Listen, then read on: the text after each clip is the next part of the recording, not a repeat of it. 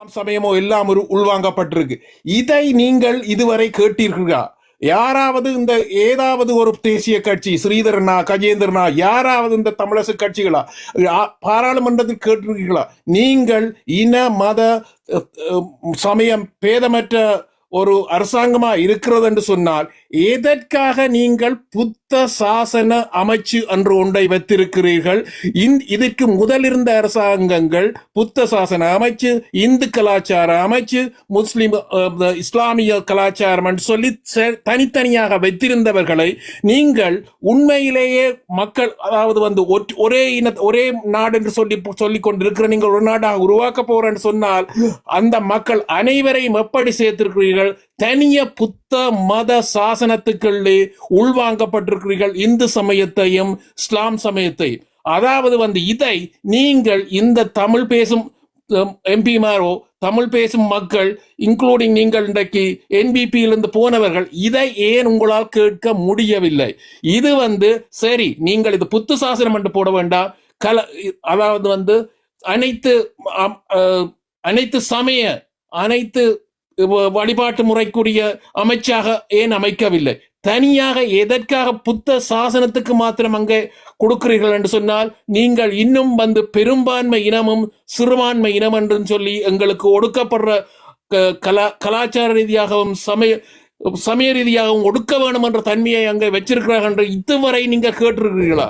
இதற்கு பின்புதான் ஒரு புதிய அரசியலமைப்பு ஒன்று உருவாக்கப்பட போகிறது என்று சொன்னால் இன்றைக்கு நீங்கள் இதை கதைக்க முடியாமல் பாராளுமன்றில் எப்படி ஒரு புதிய அமைச்சில் புதிய அரசியலமைப்பில் நீங்கள் உதைகளை எல்லாம் உள்வாங்க போகிறீர்கள்?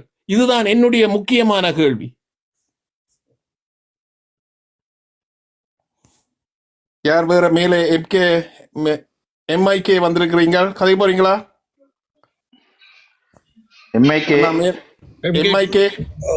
சொல்லுங்க. என்ன நான் இப்பதான் வந்தேன், என்ன டாபிக்ன்றது கொஞ்சம் நிமிடம் கதைக்க டைம் தருவீங்க? கதைக்கின்றேன். இல்ல, நான் இப்பதான் வந்தேன்.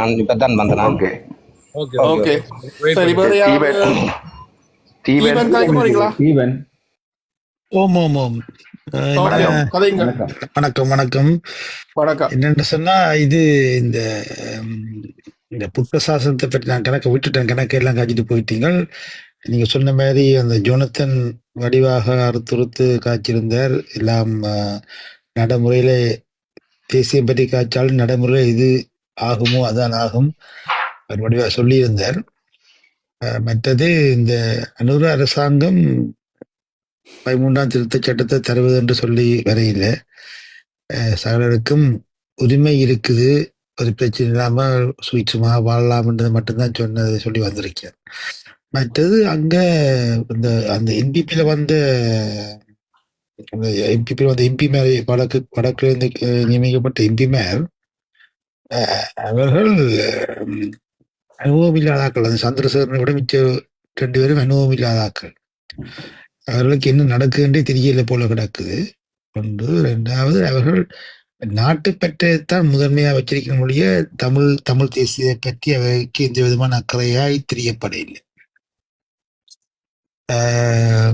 அதான் என்னுடைய கருத்து. நான் சொல்ல வந்தேன், நான் காட்சி பண்ண தொடர்ந்து சாய்க்க மாட்டேன். இடைக்கிட கருத்து சொல்லிக்கலான்னு பார்த்து கதைக்கலாம். நன்றி, சந்தர்ப்பம் தந்ததுக்கு நன்றி. தீவன் எம்ஐகே, நீங்க ரெடியா கதைக்க? இல்ல, ஓகே. இது அவங்களோட திட்டம் அதுதான். என்ன திட்டமே அதுதான். தமிழ் தேசியம்ன்றதை தாண்டி இலங்கை தேசியத்துக்குள்ள எல்லாரையும் உள்வாங்கப்பட்டு அவை கொடுக்குற ஒரு தீர்வு திட்டத்தை ஏற்றுக்கொள்ள வைக்கிறதா இந்த நோக்கம். இதை பற்றி உங்களோட கருத்து என்ன? தலைக்கு மேல வெள்ளம் போச்சுது, அவ்வளவுதான். என்ன செய்யலாம்? நாங்கள் ஒன்றும் செய்யலாம். செய்யறதுக்கு நானோ நீங்களோ கதாச்சி என்ன செய்யலாம்? மக்களை எப்படி நாங்கள் விழித்தடைய செய்யலாம்? ஒன்றுபட்டால் உண்டு வாழ்வு. மக்களை என்ன சொல்ல விரும்புகிறீர்கள்? மற்ற அர்ச்சனாவை தவிர்த்த மீதி எம்பிமாருக்கு எனக்கு எல்லா எம்பிமார்லேயுமே விமர்சனங்கள் உண்டு. நான் இதில் விமர்சிக்க வர இல்லை. ஆனால் அவங்க போட்ட நிகழ்ச்சி நிரலுக்குள்ள நாங்கள் எல்லாருமே உள்வாங்கப்பட்டுட்டோம். அது உண்மை. இது வந்து ஒரு புலனாய்வு சதி என்று கூட சொல்லலாம். எங்களை யுத்தத்தால் வென்றவர்கள் இன்று புலனாய்வு சதி மூலம் எங்களை பிரித்து கையாண்டுட்டார்கள். சரி, இப்ப நாங்கள் என் அம்மாவை கூட நான் இது என் அம்மா இல்லை என்ற ஒத்துக்குற அளவுக்கு இருக்கு நிலைப்பாடு. அவ்வளோத்துக்கு உங்களுக்குள்ள மண்டைக்குள்ள இறங்கி மைண்ட் வாஷ் பண்ணி எல்லா விஷயத்தையும் அவங்க சொல்ற ஒரு கவர்ச்சியான அரசியலுக்காக நாங்கள் நிற்கிறோம். இலங்கை தேசியம்ன்ற ஒரு இதுக்குள்ள நாங்கள் போய் கொண்டிருக்கிறோம். ஸோ விலங்கல் இந்த நீழ்ச்சி என்னென்ற விலங்கலை நாங்கள் கொஞ்சம் வெயிட் பண்ணி தான் பார்க்க வேண்டி கிடக்குது. இதில் நம்பப்பட்ட மக்கள் இந்த புரட்சியும் ஒன்று இருக்குது. இதில் நம்பப்பட்டு தோல்வியுற்ற மக்கள் இந்த புரட்சி அது எப்படிப்பட்டதாக இருக்கும்ன்றது இனிவரும் காலங்களில் அறிந்து கொள்வார்கள். ஏதோ ஒரு நம்பி பயணிக்கிறார்கள். ஆனால் இங்கே தான் ஒரு மிகப்பெரிய ஒரு தவறையும் இந்த அரசாங்கம் விட்டு கொண்டிருக்குது. நம்பிக்கை, இவர்கள் கொடுக்கின்ற நம்பிக்கை பிரகாரம் பயணிக்கின்றார்கள். இதில் தோல்வி வரும்போது இங்கே ஒரு புரட்சின்றது வெடிக்கும் கட்டாயம். அது மிகப்பெரிய ஒரு தாக்கத்தை கொண்டாடும் என்று நினைக்கிறேன் நான். என்னுடைய தனிப்பட்ட கருத்து. அர்ச்சனாவை நாங்கள் ஃபாலோ பண்ணுவது கூட, அர்ச்சனாவை நாங்கள் ஒரு தலைவராய் கொண்டு வருவது கூட இதை நடைமுறைப்படுத்த முடியும் என்று நம்புகிறீர்களா? இல்லை, நான் வந்து தலைமையை யாரையும் இந்த காலத்தில் தலைமையேற்று நான் வழி போகிறதுக்கான ஐடியாஸ் என்னிட்ட இல்லை. ஆனால் ஒரு தலைமை சொல்லப்பட்ட வேலை திட்டத்துக்கு பின்னால போய்கொண்டிருக்கிறோம். ஒரு அரசாங்கத்தை நாங்க நம்ப முடியாது. அரசாங்கம் உள்வாங்கிட்டால் நாங்கள் இதுல இருந்து மீள்றதுக்கு எங்களுக்கு கிடைச்சிருக்கிற ஒரு திரும்புச்சுட்டு இப்ப இருக்கிற அரசியல் கட்சிகள்ல ஆய்வு செய்த சொன்னால் ஆரை பின்பற்றினா நாங்கள் ஒரு கொஞ்சம் ஒன்று சொன்னாலும் எங்களுக்கு சுய கௌரவத்தோட வாழ அப்படி இப்போதைக்கு அப்படி ஒரு சந்தர்ப்பம் இல்லை. ஆனால் நாங்கள் பூகோள அரசியல் மாற்றத்தின் அடிப்படையில் எங்களுடைய உரிமைகளை பெறறதுக்கு முடியும். ஓகே, நான் இதுல சம்பந்தம் கருத்து சொல்றேன். இன்னைக்கு நாங்கள் எல்லாத்தையும் கைவிட்டோம். இவ சொன்ன மாதிரி நாங்கள் அதாவது இன்னொரு கதை சொல்றேன். இதுல அர்ஜுனாக்கு ஆதரவு வழங்குறீங்க. அர்ஜுனாக்கு பக்கத்தை நின்றவர்கள் யாரும் இருக்கிறீங்களா? அர்ச்சனா பக்கத்துல யாரை கேட்குறீங்க? தேர்தல் சாவச்சேரி போராட்டத்தில் அர்ஜுனாக்கு பக்கத்துல நின்று உறுதுணையான தொடர்ந்து பயணிக்கிறோம். சரி, ஓகே. இதுல நானும் ஒரு ஆள் சாவச்சேரி பேசினாலே அர்ஜுனா பக்கத்துல நின்று இந்த போராட்டத்தில் ஆதரிச்ச ஒருவன் என்ற ரீதியில நான் உங்களோட கலந்து கொண்டிருக்கிறேன். சம்டைம் நாங்கள் நான் யாரையும் ஆதரிக்கிற நிலைப்பாட்டில் இப்போதைக்கு இல்லை. எல்லார்டையுமே ஒரு தெளிவற்ற தன்மை இருக்குது. சரியோ, ஒரு வழியை பின்தொடர்ந்து போய் வழிகளில் போய் மாட்டிக்கொள்ளணையோ என்ற ஒரு அச்சப்பாடும் இருக்குது. ஒரு பாதையில போனா வழிகள் இல்லாமல் பாதையை கடக்கலாம். சரியோ, அந்த வழியை எப்படி நாங்கள் அனுபவிக்கிறோம்ன்றதும் ஒரு பிரச்சனை இருக்கு. அந்த வழியை நாங்கள் கடந்து அடுத்த கட்டத்தை என்ன செய்ய போறோம்ன்றதும் இருக்கு. அந்த வழிக்குள்ளேயே விழுந்து அதன் தாக்கத்துல மூழ்கி போயிருக்கிறதும் ஒரு விஷயமாக தான் தோணுது. ஓகேண்ணா, ரைட். வேற சொல்லுங்க, நான் இதுக்கு விளக்கம் தரேன். சரி, இப்போ இதில் நாங்கள் வந்து இப்போ இதில் வந்து என்னுடைய பயணம் இதுதான். இனிவார நிகழ்ச்சி இனிவார இப்போ இந்த சமூகத்தில் நீங்கள் ஒரு விளக்கத்தை வடிவாக கொடுக்கணும். ஒரு ஆளை புளியன்னு காட்டினால் சரியானவராக காட்டவும் இந்த சமூகத்தை பின்பற்ற சொல்லி நாங்கள் தெளிவாக சொல்றோம். இந்த தளத்திலிருந்து தெளிவாக சொல்லிக் கொண்டிருக்கிறோம். அரசாங்கம் இன்னும் சரியான வாக்குறுதலை தரையில நம்பகத்தன்மையற்ற அரசாங்கம். இந்த அரசாங்கத்தை நம்பி நாங்கள் இறுதியாக கிடைச்சிருக்கிற எங்களுக்கு 2 சந்தர்ப்பம், பிரதேச தேர்தல், வடமாகாண தேர்தல். இந்த 2 சந்தர்ப்பமும் எங்களை நாங்கள் ஆளுகின்ற ஒரு வரலாற்று பதிவு தான் அது. எங்களோட அபிவிருத்தி, எங்களோட வாழ்வியல், எங்களோட தனித்துவம் இந்த 2மே கட்டியமைக்கப்படும். நிச்சயமாக இந்த 2ஐயும் நாங்கள் அரசாங்கத்திட்ட விட்டுட்டோம்னு சொன்னால் இனி எந்த காலத்திலையும் இந்த 5 வருஷத்துக்கு நாங்கள் எந்த விதமான மாற்ற பக்கங்களும் இல்லாமல் அவைக்கு கீழ்தான் முழுமையாக செயற்பட வேண்டி வரும். இது உங்களுக்கு புரியவில்லை, உங்களுக்கு தெரியவில்லை, உங்களுக்கு இந்த அரசியல் ஞானத்துக்கான சிந்தனை ஏற்க முடியவில்லை என்றதை நான் மறுக்கையில உங்களோட கருத்தை நீங்க சொல்லிட்டீங்க. ஆனால் இந்த சமூகத்துக்கு நாங்கள் தெளிவாக சொல்லுகிறோம். இறுதியாக கிடைத்த இந்த 2 சந்தர்ப்பங்களை நீங்க தவற விடுவீங்களாக இருந்தால், அதாவது ஜனாதிபதி அவர்கள் கூறிய ஒரு விடயம், 3 மொழிகளிலேயும் நீங்கள் எந்த நேரத்திலையும் எப்பவும் எங்கேயும் தொடர்பு கொள்ளலாம் என்று. இப்ப இன்றைக்கு வந்து 7 மாசம் ஆச்சு. எங்கேயாவது ஒரு கடிதம், நீதிமன்ற கடிதம், அரச கடிதம், 3 மொழிகளில் பிடியான கடிதம், ஏதாவது ஒரு கடிதத்துல ஒரு ஆக்கப்பூர்வமாக இந்த எழுத்திலேயே மாற்ற முடியாத அரசாங்கம் எங்களுக்கு முழுமையாக எல்லாத்தையும் தந்துவிடும் என்று நம்பினோம்னு சொன்னால் அன்றைக்கு டிசிசி மீட்டிங்களை அபிவிருத்தி குழு கூட்டத்தில் அந்த ஜனாதிபதியிட்ட நாங்கள் கௌரவமா மென்மையா மேன்மதங்கிய ஜனாதிபதி அவர்களே, உங்களால் தரப்பட்ட முதலாவது வாக்குறுதி கூட இன்னும் இங்கு நிறைவேற்றப்படவில்லை. அப்ப இதுக்கு பிறகு இந்த சமூகத்தை மக்களையும் உங்களுக்கு பின்னுக்கு தொடர்ந்து பயணிங்க உண்டு எந்த நட்பு அடிப்படையில் நீங்க கேட்குறீங்க? அவ்வளோதான், தொடர்ந்து வாய்ப்போம். நான் கேட்குறேன், நீங்கள் திருப்பியும் முதல்ல இருந்தே ஆரம்பிக்கிறீங்களான்னு. கடந்து எல்லா போராட்ட வாரம் வெயிட் பண்ணுங்க. நாங்கள் இப்போ எல்லா விதத்திலையும் போராடி இன்றைக்கு நாங்கள் இந்த போராட்டத்தின் நியாயப்பாட்ட சர்வதேசத்தில் ஒரு அங்கீகாரத்துக்காண்டி முறையிட்டு சில வழிகளில் தோல்வியிட்டு இருக்கிறோம், சில வழிகளில் முன்னேறி சென்று கொண்டிருக்கிறோம். ஆனால் இந்த அங்கீகாரத்தின் அடிப்படையில் தான் ஒரு விடுதலை பெறலாம் என்று நாங்கள் யோசிக்கின்றோம். அதாவது பூகோள அரசியல் ஊடாக சர்வதேசத்துக்கு நாங்கள் தேவையில்லை என்ற கருத்தின் அடிப்படையில் தான் நாங்கள் அங்கீகரிக்கப்படுவோம் முதலாவது. ஆனால் நாங்கள் திருப்பியும் இந்த 75 வருஷமாக தோற்று போன ஒரு இனம் திருப்பியும் அதே குட்டைக்குள்ள விழுந்து இருக்கிறதுன்றதை என்னால் ஏற்க முடியாது. என்னன்னு சொன்னான்னு எங்கட இப்படிப்பட்ட சிந்தனைகள், இப்ப நீங்க சொல்ற சிந்தனைகளோ இதுதான் எங்களை இன்னும் பின்னடைவுக்கு தள்ளுதானே. எப்பயுமே எங்களுக்கு கிடைச்சிருக்கிற ஒரு சான்ஸை நாங்க பயன்படுத்தாம அதை விமர்சிச்சு கொண்டு இருந்துட்டு அதுக்கு பிறகு இன்னொண்ட தேர்றோம், இல்லாத ஒன்றை தேர்றோம். இப்ப சர்வதேசத்திட்ட இவ்வளவு காலமா நாங்க வைக்காது இனி போய் வைக்க போறோம் அல்லது சொல்ல போறோம். அதாவது இதுக்கு என்ன நாங்க சரியா சிந்திக்கணும். இதுக்கு நான் சரியான விளக்கம் உங்களுக்கு சொல்றேனே. எனக்கு சரியான விளக்கங்கள் இருக்கு, நகர்வுகள் இருக்குது. சரி, சர்வதேசத்துல தேவைகளை நாங்கள் உணர வைக்கணும்னு சொன்னா சர்வதேசத்துக்கு எங்களை என்னத்துக்கு தேவைன்றதை முதல்ல யோசிக்க வைக்கணும். யோசிக்க தேவையில்லைன்னு செய்யலாம். இல்ல ஒரு நிமிஷம், நான் என்ன சொல்றேன்டா,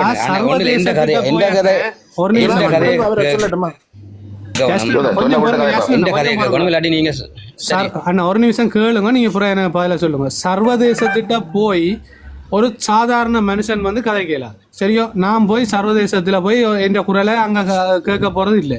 நாங்கள் எங்களோட பிரதிநிதிகள் மூலமாகவோ அல்லது அரசியல்வாதிகள் மூலமாகவோ தான் எங்களோட குரல் சர்வதேசத்துக்கு போகுது, சரியோ? இப்படி போயக்க எந்த அரசியல்வாதியை கொண்டு போய் நீங்கள் சர்வதேசத்தில் வச்சு கதைக்க போகிறீங்க? அதுக்கு இருக்கிறது. இப்போ நான் சொல்கிறேன், அர்ச்சனாவை வச்சு அதை செய்யலாம். அர்ச்சனாவில் இருக்கிற குறைகள் ஒரு சில அவற்றை தனிப்பட்ட விஷயங்களை நாங்கள் விடுவோம், அது எங்களுக்கு தேவையே இல்லை. ஆனால் அவரை வச்சு செய்யலாமுன்றே அவரை பயன்படுத்துறது தான் எங்கட புத்திசாலித்தனம், சரியா? இப்போ தனிப்பட எனக்கு அவரில் ஒரு விஷயத்தை பிடிக்கலைன்றதுக்காக அவர் அரசியலுக்கு அல்லது மக்களுக்கு நல்லது செய்யாதவர் என்ற ஒரு முடிவுக்கு நாங்கள் வரக்கூடாது. இப்போ கிடைச்சிருக்கிற சான்ஸ் இதுதான். இப்போ இதை நாங்கள் பயன்படுத்தாமல் இன்னொன்றை பார்த்து கொண்டிருப்போம்னு சொன்னால் கிடைக்கிற வெற்றியை விட்டுட்டு காலங்காலமாக நாங்கள் இப்படியே பார்த்து கொண்டு தான் இருக்க போகிறோம். அப்போ இதில் நாங்கள் ஒரு தெளிவு, இந்த சிந்தனை என்ன, இப்போ நீங்கள் உங்களோட கருத்தை நான் புறக்கணிக்கல, ஆனால் நான் ஒரு விஷயத்தை சொல்கிறேன், இப்படி ஒரு சிந்தனையோடு இருந்தோம்டா காலங்காலமாக எங்களுக்கு நீதி கிடைக்குமென்று பார்த்து கொண்டிருப்போமே ஒழிய எங்களோட நீதியை கதைக்கிறதுக்கு யாரும் இருக்க மாட்டாங்க. ஏனண்டா இவ்வளவு காலமும் இப்படியெல்லாம் நிறைய கொள்கையோடு தான் என்ன கதைச்சு கொண்டிருந்தவங்க, எல்லாம் சொல்லி கொண்டிருந்தவங்க. ஆனால் பாராளுமன்றத்துக்கு கூட எங்களோட பிரச்சனை சரியாக போய் சேரலையான்னு, எங்களோட ஒரு சின்ன சின்ன பிரச்சனைகள் கூட கதைக்கப்படலையே. இன்றைக்கு தானே வேலையில்லா பட்டதாரிகளை பற்றி பிரச்சனை வருது, இன்றைக்கு தானே காணி பிரச்சனை வருது. இதெல்லாம் அரசியல்வாதிகளுக்கு நாங்கள் ஏற்கனவே சொன்ன விஷயம் தானே. என்ன அப்போ எங்களோட அடிப்படை பிரச்சனையை கூட தீர்வு வராமல் நாங்கள் சர்வதேசத்தை பற்றி யோசிக்கிறது முட்டாள்தனம் பண்ண. நான் முதல் தண்ணி குடிக்கணும் பண்ணேன், அதுக்கு பிறகு நான் சாப்பிடணும். தண்ணியும் இல்லாமல் சாப்பிட்டு நான் விக்கி சாகுறதானே. அடிப்படை பிரச்சனை இல்லாமல் நாங்கள் என்னென்ன மற்றதுக்கு போகிறது? நாங்கள் அடிப்படை பிரச்சனைகளை எவ்வாறு எதிர்கொண்டோம், எவ்வாறு வாழ்ந்தோம்ன்ற கட்டமைப்பும் இருக்குது, செய்திருக்கிறோம், சாதிச்சிருக்கிறோம் நிறைய விஷயத்துல. முதலாவது அதை நீங்க அபிவிருத்தி வெயிட் பண்ணுங்க. தலைமையை நீங்க அடுத்தவில்லை, தலைமை காட்டின வழி என்று இருக்குது.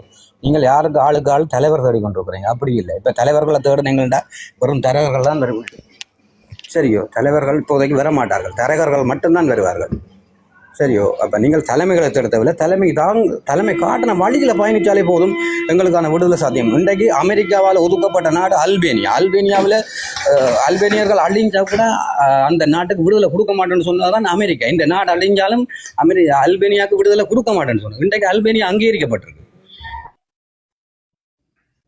கொண்டு வரதுக்கு எங்களுக்கு தடைகள் இருக்கு. அந்த தடைகளுக்கு எதிராக போராட வேண்டியது விட்டுட்டு நாங்கள் இன்றைக்கு அரசியலுக்குள்ள நின்று கொண்டு பார்லிமெண்ட்ல எம்பி சீட்டுக்கு ஆசைப்படுறோம். நண்டு எம்பி சீட்டில் இருந்து ஒன்றுமே செய்யல. அந்த இலங்கை ஜனநாயக சட்டத்தில் நீங்க அரசியல்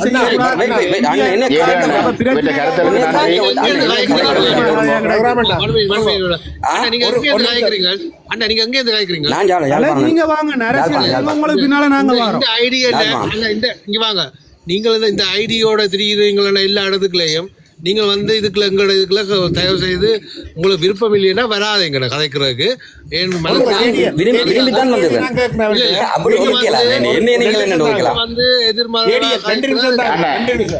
வந்து நான் கேட்கிறேன் அண்ணா அண்ணா நான் கேட்கறதுக்கு பதில சொல்லிட்டு போங்க. அதாவது வந்து நீங்கள் இன்டர்நேஷனல் சர்வ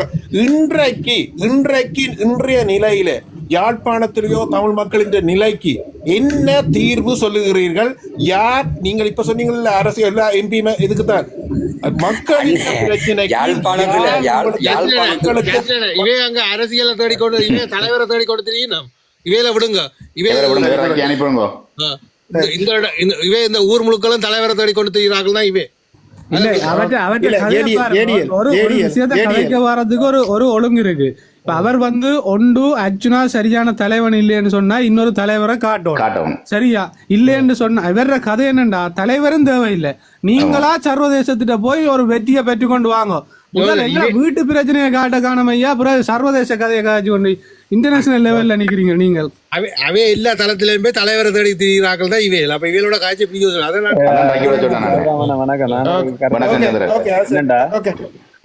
எழுதுனதெல்லாம் பார்த்து கொண்டிருக்கதான் நான் பேர் வாக்களிக்கிட்டேன். என்ன பிரச்சனைன்னு சொன்னா இப்ப இருக்கிற யாழ்ப்பாணத்துல வந்து இந்த முறை ஜனாதிபதி வந்து இனியிலண்ட தெளிவா சொல்லி போட்டு போயிருக்கிறார். என்னன்னு சொன்னா நாங்கள் எல்லாரும் ஒற்றுமையா இருப்போம், எந்த தீர்வுமே சமஷ்டியோ எதுவுமே இல்லாத மாதிரி தான் அவர் உள்கருத்து இருந்த இந்த முறை யாழ்ப்பாணம் மீட்டிங்ல.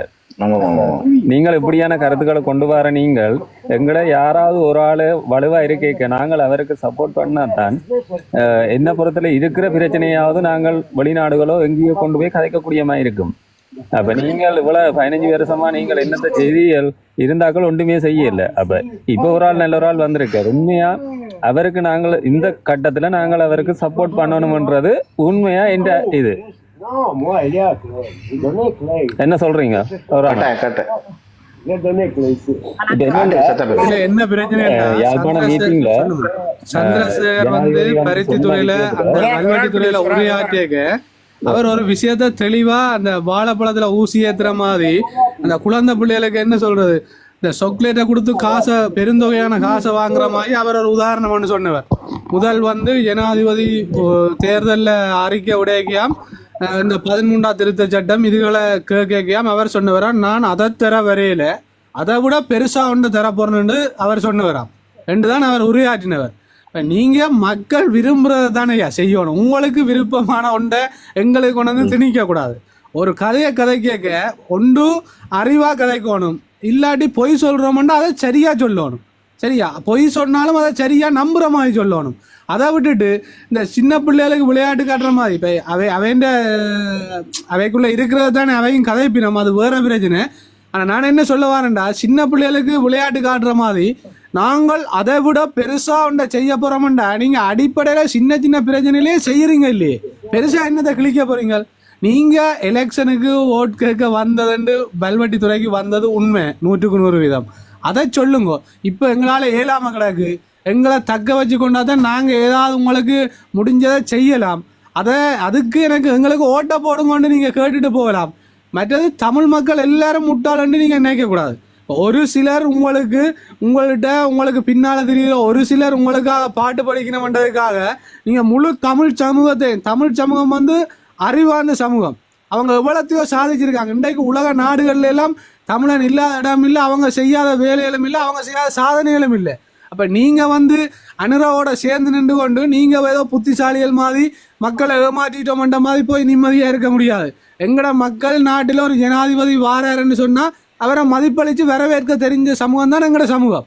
ஆனால் அதே அளவுக்கு தொடர்ந்து முட்டாளாக இருக்கிற சமூகம் எங்களோட சமூகம் இல்லை. இப்போ இன்றைக்கு எங்களை தமிழ் தேசிய அரசியல்வாதிகளையே தூக்கி எறிஞ்சிருக்கிறாங்களேன்னு சொன்னா நீங்க ஒரு பெரிய விஷயம் இல்லை, மக்களும் இதுல விழிப்பா இருக்கணும். நன்றி. வணக்கம் சந்திரன் கதைங்க சந்திரன் கதைங்க. ஓ, என்னண்டா இப்ப நான் சொன்னது யாழ்ப்பாண மீட்டிங்ல வந்து ஜனாதிபதி வந்து அந்த ஜோனதன் சொன்ன மாதிரி வாழைப்பழத்துல ஊசி ஏத்துவாங்கல்ல, வாழைப்பழத்துல ஊசி ஏத்துனா ஒரு வரைக்கும் பலிக்காது. அப்ப அவர் வந்து எல்லா விஷயத்தையும் நிறைய விஷயம் கழிச்சவர். அதுல என்னன்னு சொன்னா, நாங்கள் எல்லோரும் ஒற்றுமையா இருக்கணும், மதம் பிரச்சனை வரக்கூடாது, இன பிரச்சனை வரக்கூடாதுன்னு சொன்னா நாங்க எல்லாரும் ஒற்றுமையா இருக்கக்கூடாது, நாட்டை பிரிக்க இயலாது ரெண்ட மாதிரி அவர் வாழைப்பழத்துல ஊசி ஏத்துற மாதிரி சகல விஷயத்தையும் அந்த மீட்டிங்ல சொல்லிட்டார். இதேதான் அவர் முதல்முறைக்கு சொன்னவர். இப்போ இதை வந்து எங்கள் மக்கள் வந்து புரிஞ்சு கொள்ளணும். என்னன்னு சொன்னா, இதுல நீங்க வந்து யாருக்கு வாக்கு போட போறீங்க, எங்கட பிரச்சனையில கதைக்கிறதுக்கு நீங்க இதுல வந்து நீங்க அவங்களுக்கே திருப்பி வாக்க போட்டு இதாண்டு விட்டீங்கன்னு சொன்னா எங்கட பிரச்சனையை பாராளுமன்றத்துல போய் கதைக்கிறதுக்கு யாராலையுமே இயலாது. இதுல நீங்கள் வாக்க போட்டு ஏதாவது ஒரு கொஞ்சம் பாராளுமன்ற உறுப்பினரையாவது நீங்கள் உருவாக்கி விட்டாதான் நாளைக்கு சர்வதேசத்துல போய் இருக்கிற எங்கட கொஞ்சம் பிரச்சனையாவது கதைக்கக்கூடிய மாதிரி இருக்கும். ஏன்னா அன்றைக்கு பாத்தீங்கன்னா UNHCR மீட்டிங் ஒன்று நடந்து நினைக்கிறேன் ஐநால. அதுல ஒரு சிங்கள லேடி வந்து இங்கிலீஷால காய்ச்சி கொண்டு நான் ஃபுல்லா கேட்டேன், நீங்க கேட்டீங்களோ தெரியல. அதுல வந்து காணா போனவர்கள் பற்றிய அந்த 100% இது அவ மலங்கடிக்கிற மாதிரி காய்ச்சி அண்டையான் மீட்டிங்ல எல்லாத்தையும் முடிச்சு விட்டுட்டா. நீங்க வேணும்னு சொல்லியிருந்தா இப்ப அண்டைக்கு உண்மை எங்கள் சார்பா யாராவது கதைக்கக்கூடிய ஒரு 10 பேர் அதுல போயிருந்தா அந்த கதையை எதிர்த்து கதைக்கிறதுக்கு அன்றைக்கு ஒரு தரம் இல்லை. அப்ப உண்மையா நாங்கள் என்ன செய்யணும்னு சொன்னா, இப்ப மக்கள் இதுல வெளிப்பாடு நாங்கள் ஊர்ல இருக்கிற எங்கட யாரையாவது பலப்படுத்தி இன்னும் சர்வதேச சமூகத்துக்கு போகக்கூடிய மாதிரி ஆக்களை உருவாக்குறது தான் எங்களுடைய உண்மையான இலக்கண்டு நான் நினைக்கிறேன்.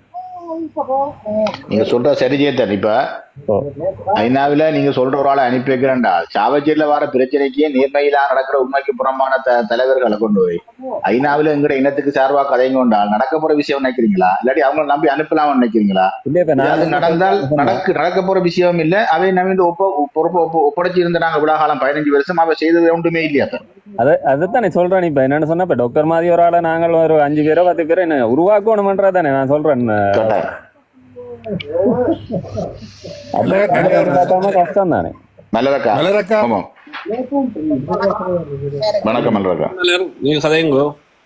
வந்து கதைக்க சகோதரன் வந்து நாங்கள் தமிழர்கள் வந்து எந்த விதத்துல பலமாயிருக்கிறோம். இப்ப சர்வதேசத்துக்கு ஒரு உரத்தை கொடுக்கறது எங்களோட பிரச்சனையால சொல்றது எந்த விதத்துல பலமாயிருக்கிறோம். அவர் சொல்றார், ஒரு தலைவர் வந்து காட்டி விட்ட வழியில தான் நாங்க நிக்கணும்டா. தலைவர் வழியை சரியா தான் காட்டி விட்டவர்.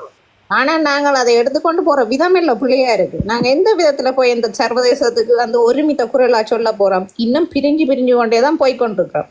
இன்னும் ஒரு சரியா நடக்கிற தளத்திலேயே வந்து நீங்க வந்து பிரிக்கிறதுக்கு தான் வந்து ஒரு எதிர்மறையான கருத்துக்களை வைக்கிறீங்களா? உங்களை போல ஆக்கள் எல்லாம் எப்படி வந்து ஒரு கட்டமைப்பான ஒரு விஷயத்தை கொண்டே நீங்க சர்வதேசத்திட்ட சொல்ல போறீங்க என்றதுதான் என்னுடைய கேள்வி.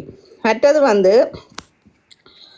என்னன்னா, இன்றைக்கு அனுரை வந்து இந்த போராட்டங்களை எல்லாம் தடை செய்து போராட்டங்களை வந்து அமைதி வழியில செய்யணுமென்னு தான் வரைக்குள்ள இதன்னொன்று இந்த போலீஸார் கொடுத்த விஷயங்கள் எல்லாம் வந்து இந்த வெளிநாட்டுக்கு வந்து இந்த சமூகம் அமைதியாகிட்டுது, நான் எல்லாரையும் சமாதானப்படுத்திட்டேன், சமாதானம் தான் இந்த நாட்டில் நிலவுதுன்றதையும் தன்னை சூழ்ந்து இந்த வல்வெட்டித்துறைன்றது எல்லா உலகமே தெரிஞ்ச ஒரு இடம். இந்த வல்வெட்டித்துறையில் இவ்வளவு மக்கள் கூட்டம் என்னை சூழ்ந்து இருக்குது, என்னில் அவ்வளோ அன்பு வச்சிருக்கு. இந்த அரசாங்கத்தை எல்லாரும் ஏற்றிருக்கணும், தேசியத்தை மறந்துட்டினோம், தேசிய பிரச்சனை இங்கே இல்லை, எல்லாரும் ஒற்றுமையாக இருக்கிறோம்ன்ற காட்டுறது தான் இந்த அளவு கூட்டத்தையும் சேர்த்தவை. இதுதான் உண்மை. இதில் வந்து இன்றைக்கு அரசாங்கம் இவ்வளவு நாளும் வந்ததுக்கு என்னத்தை செய்திருக்கணும்? இந்த அதாவது யாரு மஹிந்த மகனை கைது செய்கிறதும் அவரை வீட்டால் எழும்ப சொல்கிறதும் அது வந்து எங்களுக்கு பிரச்சனை அல்ல. எங்களோட பிரச்சனை வந்து அது அவியலுக்கு அரசியல் தலைமைகளுக்குள்ள உள்ள பிரச்சனை தான் அது. அதை வச்சுக்கொண்டு எங்களுக்கு தமிழ் மக்களுக்கு இது படம் காட்ட வேண்டிய வேலை இல்லை. இது அவியலுக்குள்ள உள்ள பிரச்சனைகளை தான் இப்போ அவைய பார்த்து கொண்டிருக்கிறேன். அந்த பிரச்சனையே பார்க்க முடியாதவ அந்த பிரச்சனைக்கே தீர்வு காண முடியாமல் நிற்கிறீங்கள்.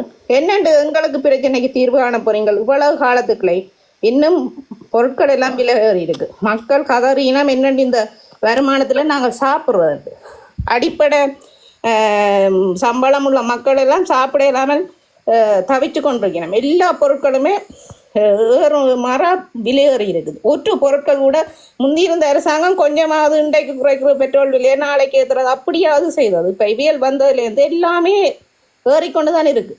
நாங்களெல்லாம் புலம்பெயர் சமூகத்திலேருந்து காய்ச்சி கொண்டிருக்கிறோம், எங்களுக்கு அந்த வேலை தெரிய இல்லை.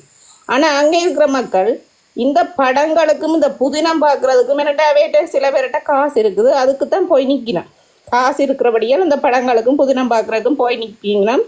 அதே நேரம் ஓட்ஸையும் போடுவினோம். அவைக்கு அந்த வேலை தெரியாது.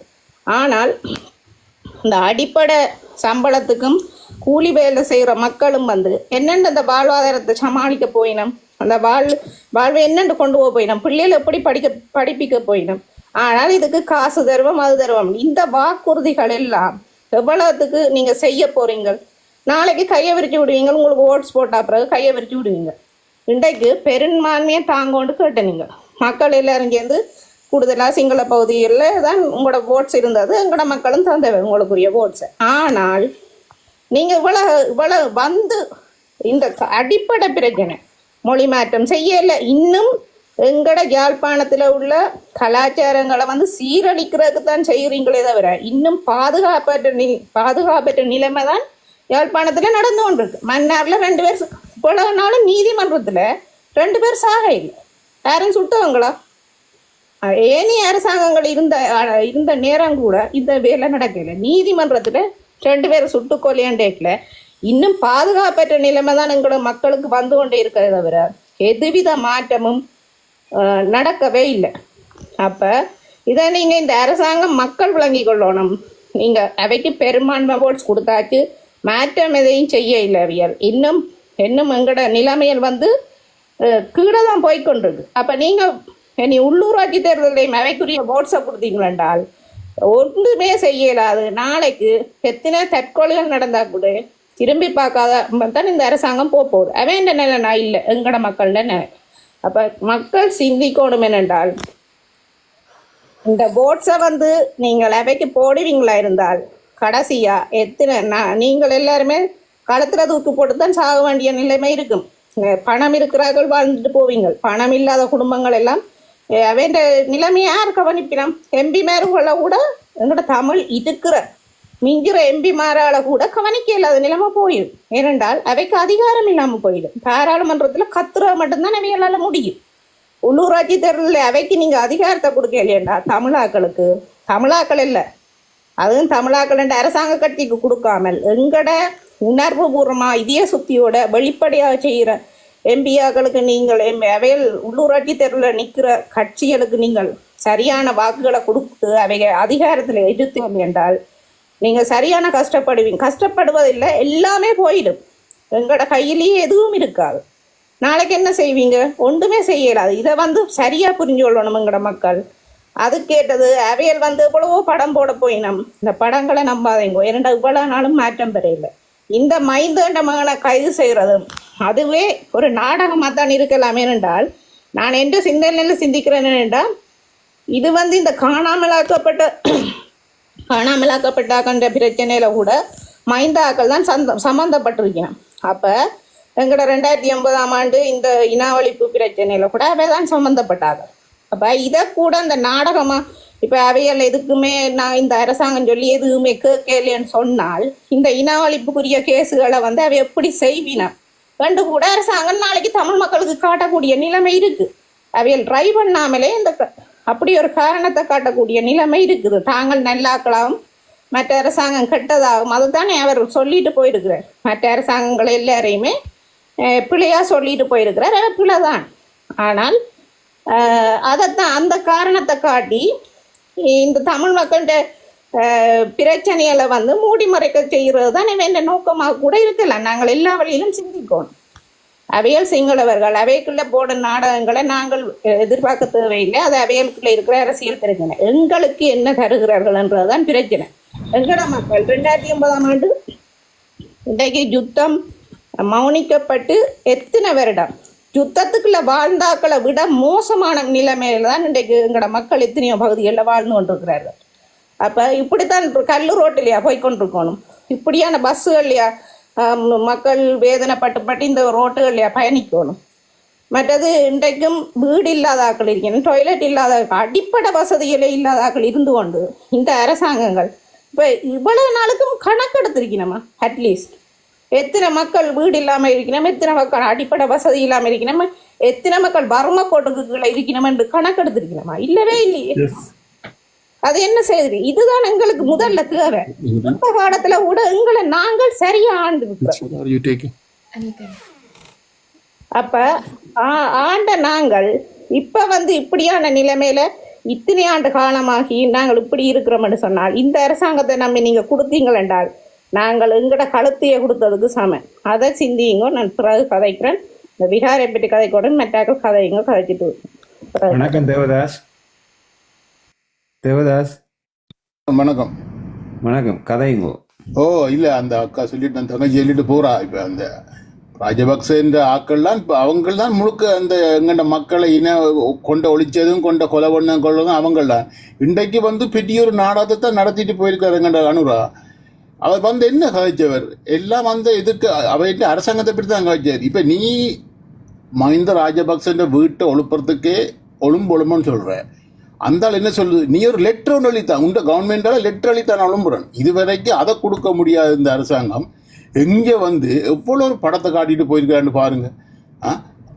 சகல விஷயத்தையும் வச்சு அவங்கள்ட கைத்தான் கழிச்சிட்டு போயிருக்கிறார். அரசாங்கமே ஒரு இது நடத்தியிருக்காம். மஹிந்த ராஜபக்ச ஒரு பதவி, மகன் ஒரு பதவி, அவற்று மகன் ஒரு பதவி, அவற்று சந்தைகள் ஒரு பதவி, இதைத்தான் எங்களுக்கு சொல்லிப்பட்டு போயிருக்கார் வழியே.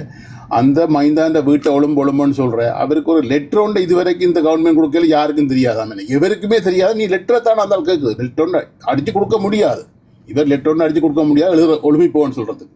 இப்போ அதுக்குள்ள ஒரு மீட்டிங் ஒன்று வச்சுக்கணும். ஃபுல்லாக வச்சு அவங்கள ஒரு ஆயத்தம் கொண்டு பண்ணி கொண்டு போகிறாங்க. இந்த அரசாங்கம் என்ன இந்த பாருங்க, அவ சொன்ன மாதிரி முழு சாமானும் விலை கொடுத்து அளிப்பேன்னு அத்தனை பெட்ரோலோட விலை ஓடி போச்சு. இந்த நிலைமையில நிற்கிதான். நாங்கள் இதை சொல்ல போனால் நாங்கள் இதில் பெரிய ஒரு சிக்கலான விஷயம்தான். இப்போ இந்த மக்கள் நல்லா புரிஞ்சு கொண்டு, இப்போ ஜனார்த்தன் சொன்ன மாதிரி நான் ஒரு தனியை இதுன்னு செய்யலை, நீங்கள் வாங்கோன்னு கேட்குறாரு. அவர் டாக்டர் என்ன சொல்கிறார்? நீங்களும் வாங்கோ, கழிச்சு பேசி இந்த விஷயங்களை முடிப்பாண்டு போட்டு. அந்த அளவுக்கு உங்களுக்கு ஒரு தைரியம் இல்லை, செய்ய இயலாது. சகல ஊழலையும் பண்ணி வச்சுக்கிறீங்க உண்டு. இந்த ஊழல் எல்லாம் வெளியே வந்துருமே டாக்டருக்கு பின்னால் போனால் அது ஒரு பிரச்சனை. இது எல்லாத்தையும் டாக்டர் எடுத்து வெளியே விட போகிறாரு, அது ஒரு பிரச்சனை. அவ்வளோ பிரச்சனையும் வச்சுக்கொண்டா நீங்கள் எல்லாம் மௌனமாக இருக்கிறீங்க. அந்த மீட்டிங்லேயும் போய் யாரும் பேதரோக்கே இல்லை. கோயில் இடியன்னு சொல்கிறீங்க, கட்டின கோயில் இடியன்னு சொல்கிறீங்க. ஒரு பௌத்தன் தான் அதில் இருக்கிறான் முன்னால், அந்த பௌத்தனுக்கே சொல்கிறீங்க இடியன்னு போட்டு. அந்த மனம் என்ன மாதிரி இருந்திருக்கும்? அப்போ உங்களுக்கு எல்லாம் இன்னும் ஒரு நாடாக போட்டு காட்டணும். இனி இருந்தாலும் நீ அந்த அன்று அனிமைப்படி யாழ்ப்பாணம் வர மாட்டேன். அவற்ற விஷயம் முடிஞ்சு போச்சு. நல்ல வட்டி ஆக்களுக்கு மேசி முழுகி அப்படியே தேனை பார்த்துட்டு போயிருக்கிறார். இந்த மக்கள் எல்லாம் ஒரு நிலமால பட்டு நாங்கள் ஏமாந்து கொண்டே இருக்கிறோம். தொடர்ந்து ஏமாந்து இருக்கிறோம். திரும்ப நாங்கள் ஏமாறுவோமா இருந்தா இந்த தேர்தலுக்கு இனி எங்களை எழுப்புறதுக்கு ஆக்கள் இல்லை, தூக்கிவிடவும் ஆக்கள் இல்லை. இதுதான் நடக்க போகுது. கதைங்க நீங்க கதைச்ச பொழுது தீசன் பாருங்க, எனக்கு வந்த சிந்தனையை நான் சொல்றேன்.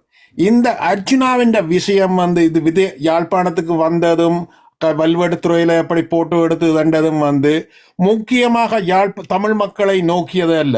தென்பகுதி மக்களுக்கு தென்பகுதி ஊடகங்களுக்கு ஊடாக இன்று எப்பொழுது பொது தேர்தலுக்கு பின்னாலே இருந்த என்பிபிக்கு இருந்த ஆதரவு சரிந்து கொண்டு போறது என்பதை உணர்ந்த அனுராவும் அனுராவது கட்சியும் அவர்கள் எப்படி தென்பகுதி மக்களுக்கு வடபகுதியை வைத்து அரசியல் செய்யலாம் என்றதுக்காகத்தான் முக்கியமாக வந்திருக்கான் நான் பார்க்கிறேன். அதனூடாகத்தான் இதை அங்கு முக்கியமான பிரச்சாரமாக செய்ய போற. பாருங்கள், நாங்கள் வடபகுதி மக்கள் தமிழ் மக்களின் தலைவர் என்ற பிரபாகரனோட இருந்தவர்களை கூட நாங்கள் அணைத்து விட்டோம். எம்மை நீங்கள் இனி இன்னும் எங்களை தொடர்ந்து இந்த பிரதேச சபைகளோ மாநகராட்சி தவிர உள்ளூராட்சி தேர்தல் எங்களை வைத்திருந்தீர்கள் என்றால் தான் நாங்கள் நாட்டை நன்றாக கட்டியமைக்க முடியும் என்ற ஒரு பிரச்சாரத்துக்காகத்தான் அவர்கள் யாழ்ப்பாணம் இந்த விடயங்களை எல்லாம் செய்து அவர்களுக்கு முக்கிய நோக்கம் இருந்து பொது தேர்தலில் கிடைத்த வாக்குகளை சரிய விடாமல் எப்படி திரும்ப உள்ளூராட்சி தேர்தல்களை கைப்பற்றலாம் என்ற நோக்கில்தான் அவர்கள் வடக்குக்கு வந்து வடக்கில் உள்ள இவ்வளவு புகைப்படங்களையும் இதுகளை வந்து அவர்கள் எடுத்து வந்து இதைத்தான் தென் பகுதியில பிரச்சாரம் செய்ய போறார். பாருங்கள், வடக்கு மக்கள் கூட எங்களோடு திரண்டு விட்டார்கள். நீங்கள் எங்களுடன் நின்றாத்தான் இந்த நாட்டை கட்டி எழுப்பலாம் என்ற திட்டத்துக்குத்தான் அவர்கள் வந்திருக்கிறதா தான் எனக்கு நிச்சயமான சிந்தனை வருகின்றது. இதை நீங்கள் புரிந்து கொண்டு போவீர்கள் வந்து வர வர. ஆனால் எந்த வகையிலும் வந்து இது வடக்கு மக்களுக்கு எந்த ஒரு சந்தர்ப்பத்தையும் அவர்கள் கொடுக்கவில்லை. வடக்கில் உள்ள தமிழ் எம்பிக்கள் தான் நீங்கள் வந்து சிந்திக்க வேண்டும். நீங்கள் இனி சொல்லலாம் வந்து இங்கே வடக்கிலே வந்து பிரதேச சபையோ இந்த உள்ளூராட்சி தேர்தல்களில் தமிழ் மக்கள் தான் எங்கள் கட்சியூடாக வரப்போகிறார்கள் என்று நீங்கள் சொல்லலாம். அப்படி சொன்னால் நீங்கள் அந்த என்பிபி கட்சி சொல்லுகின்ற தலைமை சொல்லுகின்றதை கேட்டு செய்யமே முடியுமே ஒழிய இன்று உள்ள இந்த 3-4 பாராளுமன்ற உறுப்பினர்கள் யாழ்ப்பாணத்தில் என்பிபி கட்சிக்குள் இருக்கிற பாராளுமன்ற உங்களால் என்பிபி கட்சி செய்வது ஒன்றையுமே எதிர்த்து கதைக்க முடியாது. யாரால் முடியும்? முடியக்கூடியது ஒரே ஒரு கேள்வி கேட்கக்கூடியதும் ஒரே ஒன்றை செய்யக்கூடியது அர்ச்சுனா தான். இதனால் தான் இந்த அர்ச்சுனாவுக்கு எதிராக அனைத்து கட்சிகளும் அனைத்து ஊடகங்களும் எதிராக பிரச்சாரம் செய்ய தொடர்கிறார்கள். இதுதான் வந்து உண்மையான விஷயம். ஒரே கல்லில வந்து அவர்கள் 2 விஷயத்தை செய்ய பார்க்கல. ஒன்று, தென்பகுதியில தங்கள் அரசியலை நடத்த வேண்டும்.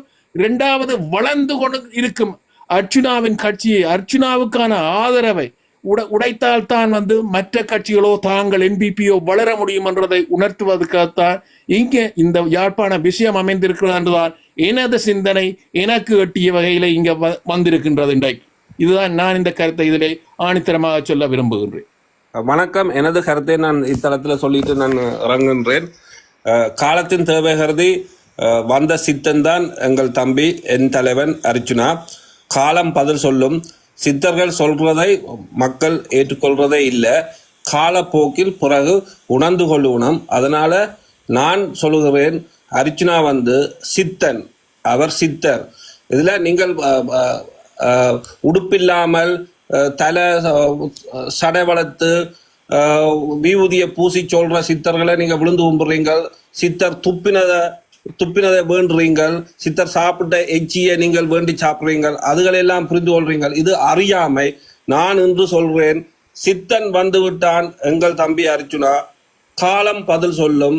இருந்து பாருங்கள், நல்லதே நடக்கும். நன்றி, வணக்கம். நன்றி. வேற கதைக்க போறீங்களா? தீசனம் தேவதாஸ், தீசனம் கூட கதை சொல்ல போறீங்களா? தேவதாஸ் வணக்கம். தீசன் சொல்ல போறீங்களா? தேவதாஸ் இல்ல, நீங்க தேவதாஸ் நீங்க யாரு ஆசை வச்சேன் வீடு வந்து ஒரு மீட்டிங்ல தேசிய தலைவர் ஒரு மீட்டிங்ல சொன்னவர், இந்த அரசாங்கங்கள் எல்லாம் வந்து ஒரு கூட்டுக்குள்ள பிடிச்சு அடைச்சு அடுத்த அரசாங்கம் வரைக்கும் அந்த விடுதலை செய்கிறது, திரும்பி இன்னும் ஒரு அரசாங்கம் வரைக்கும் அதை பிடிச்சி உள்ள வைக்கிறது. இதுதான் நடந்தது. எப்பையும் இந்த அரசாங்கத்துக்கு நாங்கள் நெருக்கடி கொடுத்து தான் எங்கள்ட உரிமையை பெறணும்னு ஆணித்தனமாக எங்கள்ட தலைமை சொல்லியிருக்கிறாரு. ஆன முறையில் இந்த எங்கள்ட அனுரா வந்து இந்த இடத்தின் பேரை கூட சொல்ல தெரியாது, அந்த அளவில் வந்து பார்த்தா ரொம்ப தேனை பார்த்து மெழுகி பூசுகிற அந்த சனங்களும் கைதட்டி கேட்குதல் தான், இல்லைன்னு இல்லை. ஆனால் பாருங்கள், இதெல்லாம் ஒரு நாடகம் தான். அந்த அம்மாவை கட்டி பிடிச்சி கொண்டு போட்டோ எடுத்தது, சிரித்தது, இதெல்லாம் ஃபுல்லாக பார்க்க போனால் நாங்கள் அவ்வளோ தூரத்துக்கு நோட் பட்டுனாங்க, அடிபட்டுனாங்க, அடி வேண்டினாங்க. அவ்வளோ வேதனை எங்களுக்கு இருக்குன்னு, இந்த அரசாங்கம் செய்த வேலை அத்தனையும் எங்களுக்கு இருக்குன்னு, நாங்கள் அதுலேயும் ஒரு பங்கு பெற்று நாக்கள்லாம் என்ன அந்த பலி எங்களுக்கு தான் தெரியும். இந்த அரசாங்கம் எப்படி எந்த வழியில் எந்த லோகத்தில் எந்த திசையில் எங்களை ஏமாத்தினாண்டு ஓட்டுன்னு அதைத்தான் இன்றைக்கும் செய்து கொண்டு இருக்குது. அன்பான மக்களே, இனியாவது நாங்கள் இதில் விழுந்தோம்னு சொன்னால் சான்ஸே இல்லை. யோசிச்சு பார்த்து இந்த இடத்துக்கு எங்கள்ட டாக்டரை நீங்கள் கொண்டுட்டீங்கன்னு சொன்னால் நாங்கள் தப்பிடுவோம். அவ்வளோதான் நாங்கள் சொல்கிறோம். வேறு இதுக்கு எங்களுக்கு எழும்புறதுக்கே இல்லாம போவோம். கடைசியாக அவ்வளோ நிலைமைக்கு தான் இந்த அரசாங்கம் போய்கொண்டிருக்குது. கதைங்க. ஜொனாதன், வணக்கம். ஜொனாதன் வணக்கம் அண்ணா. ஜொனாதன் சொல்லுங்க. தேவதாசனை பற்றி என்ன நினைக்கிறீங்க நீங்க? இல்லை, உண்மையாக அவர் சொன்ன விஷயம், இந்த எங்கட இப்போ இருக்கிற ஒரே ஒரு எங்களுக்கு கிடைச்சிருக்கிற ஒரே ஒரு சான்ஸ் டாக்டர் அர்ஜுனா மட்டும்தான். அவரில் விமர்சிக்கிறதுக்கு நாங்கள் ஒன்றுமே இல்லை. அதுதான் என்ன பொறுத்தளவில். ஏனெண்டா ஒரு விஷயத்தை நாங்கள் விளங்கி கொள்ளணும். அவர் தன் காருக்கு இருந்து தான் காமெடி பண்ணுறார். சரி, இப்போ இந்த காமெடி அது இதுன்னு சொல்லி எழுதுகிற ஆக்கள், விமர்சிக்கிற ஆக்களுக்கு சொல்கிறேன், அவர் காருக்கு இருந்து காமெடி பண்ணுறார். பாராளுமன்றத்தில் போய் காமெடி பண்ணல, டிசிசி மீட்டிங்கில் போய் காமெடி பண்ணல. டிசிசி மீட்டிங்கில் அவர் மக்களோட பிரச்சனையை பார்க்குறார். தன் தனிப்பட்ட ஒரு காருக்குள்ளேயோ தான் தனிப்பட்ட ரீதியில் இருக்கையோ தான் தனிப்பட்ட சில கருத்துக்களை சொல்லிக்கையோ அவர் தன் கருத்தை தன் இயல்பான சுபாவங்களை அவர் வெளிப்படுத்துகிறார். உண்மையிலேயே நாங்கள் எதை விமர்சிக்கணும்னு சொன்னால், பாராளுமன்றத்தில் போய் புட்ட விற்கிற கதையையும் பைத்தங்காய் கதையையும் கத்திரிக்காய் குழம்பையும் கதைக்கிறது தான் காமெடி உண்மையாகவே. ஏனண்டா மக்களுக்கு இப்போ இருக்கிற பிரச்சனை எங்கட புட்டை பற்றி கதைக்கிற பிரச்சனை இல்லை தானே. மக்களுக்கு இருக்கிற பிரச்சனை வந்து என்னென்னு சொன்னால், மக்களுக்கு தேவையான விஷயத்தை தான் அங்கே போய் கதைக்கணும். இப்போ ஒரு சிங்கள உதாரணத்துக்கு சொல்கிறேன், நீங்கள் முக்கியமான விஷயங்கள் இருந்தால் யாரும் கதைங்கோ. மக்களுக்கு இப்போ பிரச்சனை எங்கட புட்டை பற்றி ஒருத்தர் பிள்ளையாக கதைச்சதுன்றது பிரச்சனை இல்லை. மக்களுக்கு இப்போ பிரச்சனை என்னென்னு சொன்னால், எங்களோட அடிப்படை வாழ்வாதாரம் அடிப்படை பிரச்சனைகளுக்கு தீர்வு காணணுமன்றது தான் மக்களுக்கு பிரச்சனை. அப்போ எது தேவையோ அது தேவையில்லாமல் கதைச்சி போட்டு அது ஏதோ தேவையான கதை மாதிரி நிரூபிக்கிறது வந்து அதுதான் காமெடி. இப்போ டாக்டர் அர்ஜுனா பாராளுமன்றத்தில் தான் அரசியல் பயணத்தை தொடங்க யாரை வச்சு அரசியலை நான் முன்வைக்கிறேன், ஆற்ற பாதையில் போகிறேன்றதை சரியாக சிங்களவர்களுக்கும் சிங்கள ஊடகங்களுக்கும் சிங்கள மக்களுக்கும் தன்னுடைய முதலாவது உரையிலேயே தெளிவாக சொல்லியிருக்கிறார்.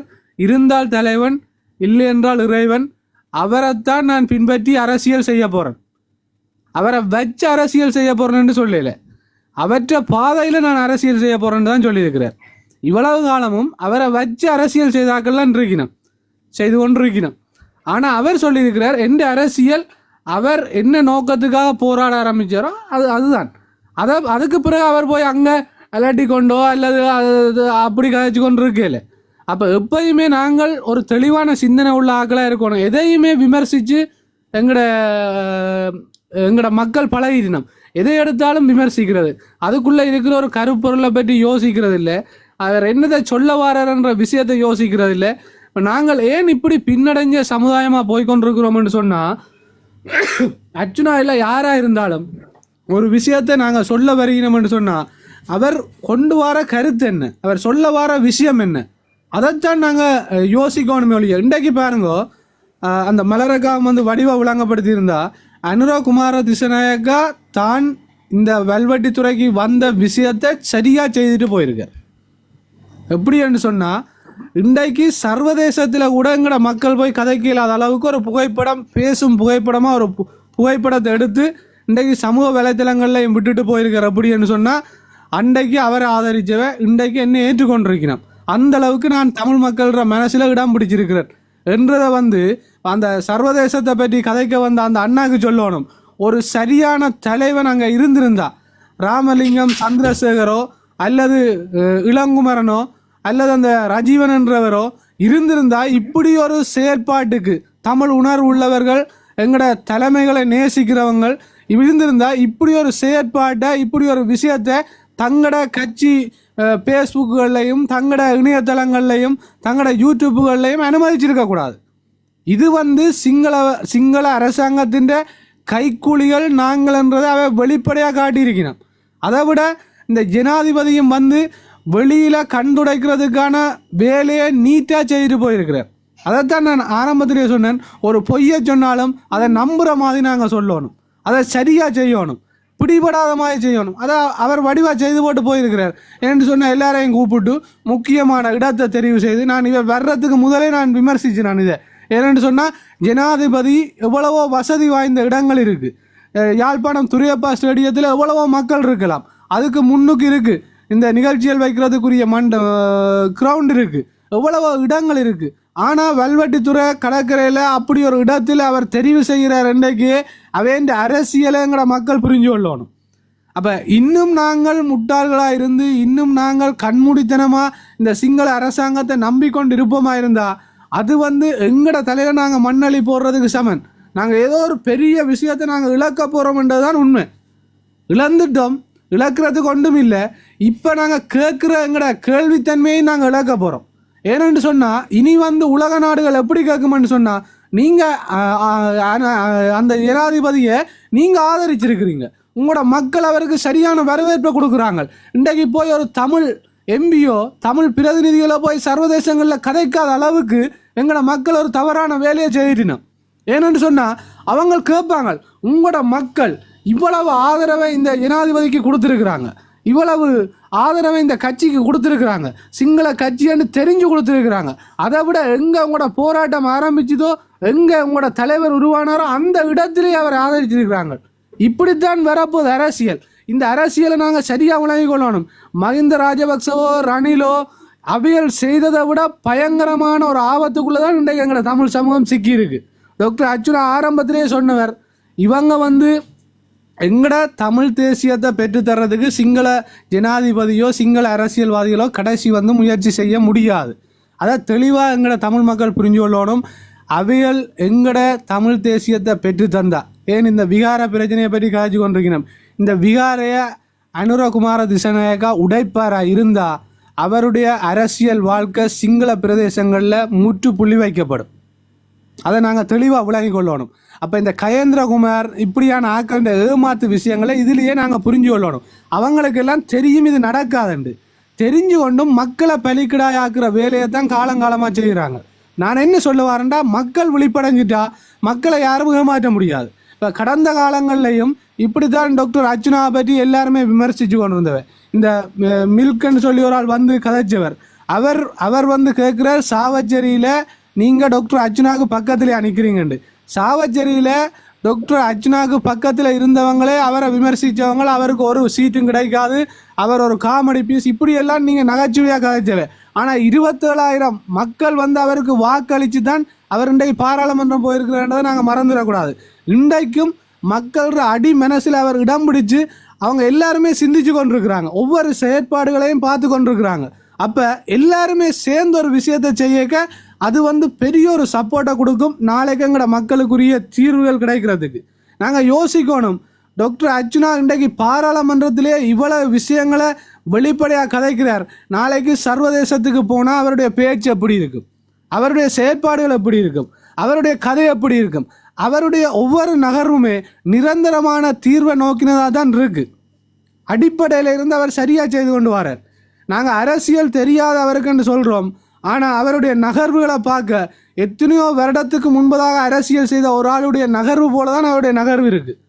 நீங்கள் ஆழமாக யோசித்து அவற்றை செயற்பாடுகளை நீங்கள் பார்த்தீங்களா இருந்தால் எல்லா விஷயத்துலேயும் அவர் காமெடி பண்ணுறார், அவர் ஜோக் அடிக்கிறார், அவர் இப்படி கதையை விடுறாருன்றெல்லாம் நாங்கள் சொல்கிறோம். ஆனால் அதுலேயும் சரியான அரசியல் இருக்குது, அதுலேயும் ஒரு தெளிவு இருக்குது. அவர் வந்து அப்படி எல்லாரும் ஒரு டாக்டர் அவரை இப்படி எல்லாரும் இழிவுபடுத்துறதை அவர் விரும்ப மாட்டார், அப்படி ஒரு தேவையும் அவருக்கு இல்லை. ஆனால் அவர் வந்து உண்மையாக மக்களுக்கு நான் வாழ்ந்து காட்டணும், ஒரு மனிதனாக நான் எப்படி இருக்கிறேன், ஒரு அரசியல்வாதியாக நான் எப்படி இருக்கிறேன், ஒரு குடும்பத்தினா நான் எப்படி இருக்கிறேன், எல்லாத்தையுமே அவர் சரியாக செய்திருக்கிறார். அப்போ அதால் நாங்கள் மக்கள்லாம் இனி இல்லைன்ற தெளிவாக இருக்கணும். இந்த நாங்கள் இப்போ தமிழ் தேசிய அரசியல்வாதிகளை நாங்கள் இப்பையும் அவைய வச்சு செய்யலாம், பார்த்துக்கொள்ளலாம். ஆனால் இந்த சிங்கள அரசாங்கத்துக்கு எங்களை நாங்கள் விட்டுட்டோம்னு சொன்னால் நாளைக்கு நாங்கள் எதுவுமே கதைக்கலாத நிலைமை போயிடும். மற்றது இவங்களெல்லாம் ஒரு பெரிய விஷயம் இல்லை இப்போதைக்கு எங்களுக்கு. ஏன்னு சொன்னால் இவைய மக்கள் புரிஞ்சு கொண்டுடினோம். ஆனால் நாங்கள் புரிஞ்சு கொள்ள வேண்டிய விஷயம், இந்த என்பிபி கட்சின்றது வந்து நான் முதலே சொன்னேன், விஷ ஊசியை எங்களுக்கு தெரியாமலே எங்களுக்கு ஏற்றி கொண்டிருக்கு. நான் சொன்னான், ஒரு சுடுதண்ணியை கொதிக்க வச்சுட்டு அந்த சுடுதண்ணிக்கை தூக்கி எங்களை போட்டால் நாங்கள் விழிப்படைஞ்சிருவோம். ஆனால் எங்களை பச்சை தண்ணிக்கை போட்டுட்டு தண்ணியை சூடாக்குற வேலையை தான் இந்த என்பிபி அரசாங்கம் செய்து கொண்டிருக்கு. அந்த சூட்டுக்கு பழக்கப்பட்டு ஒரு நாளில் அந்த டிகிரி கூடி நாங்கள் இறந்துருவோம். அதுக்கு பிறகு எங்களால் ஒன்றுமே செய்ய முடியாது. இப்போ மஹிந்த ராஜபக்சவோ ரணிலோ அவை வந்து சுடுதண்ணிக்கை தூக்கி போடுற வேலையை செய்தவன் மக்கள் விழிப்படைஞ்சிருவினோம், அவை எதிர்த்துட்டினோம். ஆனால் இந்த என்பிபி அரசாங்கத்திட்ட தமிழ் மக்கள் விழிப்பாக இருக்கணும். இவங்கள் வந்து லைட்டாக எங்களை சூடாக்கி எங்களுக்கு விஷ ஊசியை போட்டு கொஞ்சம் கொஞ்சமாக மறந்த தந்து எங்களை முற்றாக அழிக்கிற ஒரு செயற்பாட்டை தான் இந்த என்பிபி அரசாங்கம் செய்யுது. அதில் எந்த மாற்று கருத்தும் இல்லை. இதுக்கு உதவி செய்யணும் யாருன்னு சொன்னால் இளங்குமரன், அதை விட இந்த சந்திரசேகரன் ஐயா, அவர் ஒரு பெரிய மனுஷன், அவரோட கதைகளும் கருத்துக்களையும் பார்க்க உண்மையாகவே வேடிக்கையாக இருக்குது. அவர் சொல்கிற விஷயங்களை பார்க்க உண்மையாகவே ஒரு பெரிய மனுஷன் தமிழ் மக்கள் மீது சமநிலையா அல்லது தமிழ் மக்களை நேசிக்கிற ஒரு ஆள் என்று சொல்கிற அந்த பொய்யை உண்மையாகவே பார்க்க வேடிக்கையாக இருக்குது. எவ்வளவுக்கு மக்களை ஏமாத்தலாம், மக்கள் முட்டாள்கள் என்று அவன் மனசில் அவன் நினைச்சு கொண்டிருக்கணும். அதை நாங்கள் சிந்திக்கணும். அவன் ஒவ்வொரு நகர்வுகளும் இன்றைக்கு நாங்கள் யோசித்து பாருங்கள். ஒரு ஆளுங்கட்சியை சேர்ந்த ஒருத்தர் இளங்குமரன் போய் இந்த வேலை இல்லாத பட்டதாரிகளோட கதைச்சிருக்கிறார். இதே சந்திரசேகரன் ஐயா ஒரு அமைச்சர், இவர் போய் கதைச்சிருக்கிறார். ஆனால் இன்றைக்கு அவங்களுக்கு வேலை ஒரு 60 பேருக்கு வேலை எடுத்து தாரணுன்ற வாக்குறுதியை தைரியமாக டாக்டர் கொடுத்துருக்கிறார். இப்படி ஒரு விஷயம் இருக்குண்டு. 170 பேர் வேலை அவங்க ஹாஸ்பிட்டல் சத்தியமூர்த்தியால் பாதிக்கப்பட்டார்கள். அவர் பலருக்கு வேலையில் காட்டியிருக்கிறார், இங்கே போய் வேலை செய்யுங்க கதைச்சி விட்டுருக்கிறார். இப்படியெல்லாம் ஒன்றுமே இல்லாமல் இருந்தால் செய்யுது. அவருடைய கையில் நாங்கள் சரியான முறையில் அதிகாரங்களையும் சரியான முறையில் பொறுப்புகளையும் அவருடைய கையில் நாங்கள் பலமாக கொடுப்போமா இருந்தால் எங்களோட மக்களோட வாழ்க்கை எப்படி மாற்றப்படும் என்று யோசிங்க. இளம் சமுதாயத்தின் வாழ்க்கை எப்படி மாற்றப்படும் என்று யோசிக்கணும். அப்போ இதை விட்டுட்டு அவர் காமெடி பண்ணுறதுண்டா அவர் காமெடி பண்ண வேண்டிய இடத்துல தான் காமெடி பண்ணுறார். நான் திரும்ப சொல்கிறேன், அவர் ஒரு ஆளை முட்டாளன்னு சொல்கிறாருண்டா முட்டாளை தான் பார்த்து முட்டாளன்னு சொல்கிறார். அதை பெருசுப்படுத்த வேண்டிய அவசியம் இல்லை எங்களுக்கு. இப்போ கயேந்திரகுமார் செய்த வேலை இவ்வளோ முட்டாள்தனமான வேலை. ஜனாதிபதியே மனசுக்கு சிரிச்சிருப்பான், மோடன் மாதிரி காய்க்கிறான், நான் போய் என்ற கோயிலை அடிப்பேனா என்று தான் அந்த மனசுக்கு யோசிச்சிருக்கு. அப்போ அதான் டாக்டர் அர்ச்சனா சொல்லிக்க அவர் கையை காட்டி சிரித்தவர். சரி எனக்கு தெரியும் தானே, நானும் இப்போ இடிக்க போகிறேன், நான் இடிக்க மாட்டேன், அவன் கத்தி போட்டிருக்கான்ற மாதிரி தான் அவர்கிட்ட செயற்பாடு இருந்தது. இப்போ வெளிப்படையாக சில விஷயத்தை நாங்கள் கதைக்க வலிக்கிட்டா இவங்க எவ்வளவுக்கு காமெடி பண்ணுறாங்களன்றது வெளிப்படையாக தெரியும். அப்போ மக்கள் இதில் நாங்கள் அரசியல்வாதிகளையோ கடந்த காலங்களையோ அல்லது எதிர்காலத்தில் இந்த பழைய அரசியல்வாதிகள் என்ன செய்ய போயினோம்ன்றதையோ யோசிக்கிறத விட்டு முதலாவது எங்களோட இனத்துக்கு எதிரி இந்த ஜேவிபி கட்சி தான். அவங்கள எதிரி மாதிரி எங்கள்கிட்ட வரையில, எங்களை கொஞ்சிற மாதிரி எங்களை தடவுற மாதிரி எங்களோட பிரச்சனையை தீர்க்கிற மாதிரி எங்களுக்கு டொபிதார மாதிரி டொபிக்குள்ளே விஷத்தை வச்சு தராங்க. அது எங்களுக்கு விளங்காமல் எங்களோட மக்களும் காலத்தின் தேவை கருதி ஏதோ இன்றைக்கு எங்களோட பிரச்சனை முடிஞ்சா சரி என்ற மாதிரி எங்களோட மக்கள் இருக்கணும். அதில் மக்கள் சரியான விழிப்பாக இருக்கணும். நாளைக்கு இந்த என்பிபி கட்சிகிட்ட எங்கட முழு பலத்தையும் கொடுத்துட்டோம்னு சொன்னால் நாங்கள் வெளியே வரையலாது, நாங்கள் எந்த விஷயத்துலையும் வெளியே வரையலாது. அவங்க சொல்கிறது தான் செய்யணும், அவங்களோட சட்டம் தான் சட்டம். ஏனென்று சொன்னால் இன்றைக்கு அவங்கள் சிங்கள மக்கள் மத்தியில் தங்களை நிரூபிக்க வேண்டிய ஒரு தேவை இருக்கிறதால சிங்கள மக்கள் மத்தியில் சில விஷயங்களை செய்கிறாங்க. அதை கூட அவங்க சரியாக செய்யலை. அவங்களோட தேர்தலை அவங்களோட எலெக்ஷனை அவங்களோட ஓட்டை முன் வச்சு தான் அவங்கள எல்லாமே செய்கிறாங்க. அதை மாதிரி யாழ்ப்பாணத்தில் ஒரு நடவடிக்கையுமே எடுக்காமல் மக்களை முட்டாளாக்குற வேலை செய்கிறாங்க. அதில் நாங்கள் சரியாக இருக்கணும். இன்றைக்கு டாக்டர் சொன்ன மாதிரி இவ்வளவும் தேர்தல் வாக்குறுதி நடந்தால் எனக்கு சந்தோஷம், நடக்காட்டி என்ன கேட்கக்கூடாதுன்ற மாதிரி தான் டாக்டர் கருத்தண்டைக்கு வேலையில்லாத பட்டதாரிகளில் இருந்தது. தன்னால் முடிஞ்சதை தான் செய்து தருவேன். ஆனால் இது எல்லாம் நாங்கள் மறந்துட்டு கொஞ்ச நாளைக்கு இவ்வளவு காலம் எங்களோட சமூகம் கஷ்டப்பட்டுட்டு இவ்வளவு காலமும் நாங்கள் பாதிக்கப்பட்டுட்டோம், இவ்வளவு காலமும் நாங்கள் சரியாக கஷ்டப்பட்டோம். இதை விட ஒரு கஷ்டத்தை நாங்கள் பட போகிறதில் எத்தனையோ யுத்தங்கள் எவ்வளவோ பிரச்சனையில் பார்த்துட்டோம். இனி நாங்கள் என்ன செய்யணுமெண்டா இந்த பிரதேச சபை தேர்தல் இந்த மாகாண சபை தேர்தல் ரெண்டுலையும் சரியான ஒரு நிலையில் இருக்கிற சரியான ஒரு இலக்கை நோக்கி பயணிக்கிற எங்களோட டாக்டரை கொண்டு நாங்கள் நிப்பாட்டா தவறுவமாக இருந்தால் அதுக்கு பிறகு எங்களை காப்பாற்றுறதுக்கு யாருமே இல்லை. எத்தனையோ பேர் இதில் சொல்லிட்டினோம், அதே விஷயத்தை தான் சொல்லினோம். எங்களை காப்பாற்றுறதுக்கு வேறு வழி இல்லை. நாங்கள் ஒரு ஆளின் கையுக்குள்ளே எங்களோட முழுமையான ஆளுமையையும் கொடுத்துட்டோம்னு சொன்னால் அதுக்கு பிறகு எங்கள் சம்பந்தமாக கதைக்கிறதுக்கு யாருமே இல்லை. நீங்கள் இப்போ இந்த கட்சியை தெரிவு செய்தால் சிம்பிளாக சொல்கிறேன், நீங்கள் போய் இளங்குமரன்கிட்டையோ சந்திரசேகர்கிட்டையோ உங்களோட பிரச்சனையை சொன்னால் எங்களோட மக்கள் எங்களோட பிரச்சனையை சொன்னால் அவன் எங்களுடைய விருப்பத்தை நிறைவேற்றிவினமா இல்லைன்னு சொன்னால் அவன் கட்சியின் விருப்பத்தை நிறைவேற்றிவினமான்ற விஷயத்தை நாங்கள் கொஞ்சம் இருந்து யோசித்து பார்க்கணும். ஒரு 5 நிமிஷம் எங்களோட எதிர்காலத்தை பற்றி யோசிக்கிறதுக்கு டைம் கொடுக்கணும். ஏதோ அவங்க கதைக்கிறாங்க, அர்ச்சுனா இப்படி கதைச்சிட்டாராம், அவருக்கு கதைக்க தெரியாது, இந்த கதைகளை எங்களை மைண்டில் இருந்து எடுத்துட்டு உண்மையாகவே அரசியல்ண்டா என்ன, இவங்களை எதை நோக்கி பயணிக்கிறாங்க, அர்ச்சுனா காமெடி பண்ணுறாரோ கோவப்படுறாரோ, அவர் என்னத்தை சொல்ல வர்றார், அதன் மூலமாக எதுக்காக அவர் கோவப்படுறார், எதுக்காக அவர் இவங்களை பேசுகிறாருன்றதை கொஞ்சம் யோசிக்கணும். யோசிச்சுட்டோம்னா நாங்கள் தெளிவடைஞ்சிருவோம்.